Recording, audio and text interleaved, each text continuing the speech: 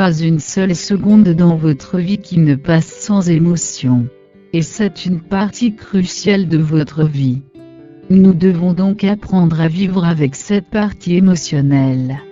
La chose la plus importante est que ces émotions influencent également d'autres aspects de notre vie, comme notre processus décisionnel et nos pensées. Ce qui signifie que l'intelligence émotionnelle imprègne également notre intelligence moyenne.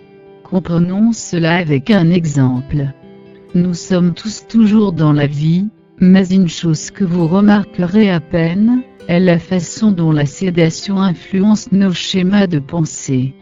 Afin que vous puissiez dépasser votre expérience désagréable, encore plus, et il commence à se souvenir. Si vous n'utilisez pas votre quotient intellectuel au bon endroit, il est inutile d'avoir un niveau de quotient intellectuel élevé. Si vos émotions ne sont pas sous votre contrôle, vous échouerez dans la vie même si vous êtes un génie. Il y a aussi des gens dont le quotient intellectuel était très élevé, mais ils répétaient des erreurs imprévisibles. Vincent van Gogh est un exemple célèbre de la façon dont un génie peut également être affligé d'une mauvaise intelligence émotionnelle. Soit dit en passant, tout le monde sait qu'il était un grand peintre, mais il avait une maladie mentale. Malgré son intelligence, il a continué à lutter pour contrôler ses émotions tout au long de sa vie. L'intelligence émotionnelle peut avoir plus d'importance que le quotient intellectuel.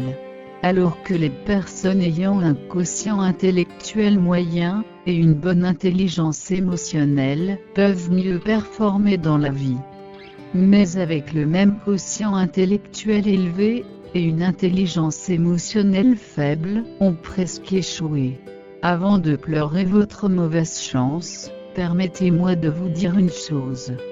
L'intelligence émotionnelle peut être améliorée. L'objectif le plus crucial est tout d'abord, le concept d'intelligence émotionnelle à déloger dans sa profondeur, puis vous devriez être aidé à améliorer votre intelligence émotionnelle. Il faudrait savoir que les émotions dans notre cerveau montent jusqu'aux niveaux les plus profonds. Parce que certaines parties anciennes et plus jeunes sont présentes dans nos esprits, et il arrive que la partie qui contrôle les émotions soit une partie ancienne du cerveau, sitôt que depuis le début de l'humanité. Qu'est-ce que cela signifie? Que nous ne pouvons pas éliminer ou ignorer nos émotions, jamais. Parce qu'ils ont une signification. Amygdala, par exemple, est un de ces centres cérébraux émotionnels qui est ancien. Cette partie du cerveau peut remplacer la conception de notre cortex plus jeune, le centre de notre intelligence. Cela signifierait que les émotions sont plus fortes que notre esprit. Il est également arrivé que de nombreuses personnes extra-intelligentes aient été entièrement inutiles sans intelligence émotionnelle. Vincent van Gogh en est un exemple. À cause de ses problèmes émotionnels, il avait ruiné sa vie avec un immense talent. Il existe de nombreux autres exemples, des gens comme Kurt Cobain et Amy Winehouse. Ce sont tous des gens intelligents et talentueux dans leur domaine respectif, mais en raison de leurs problèmes émotionnels, toutes leurs capacités ont été gaspillées.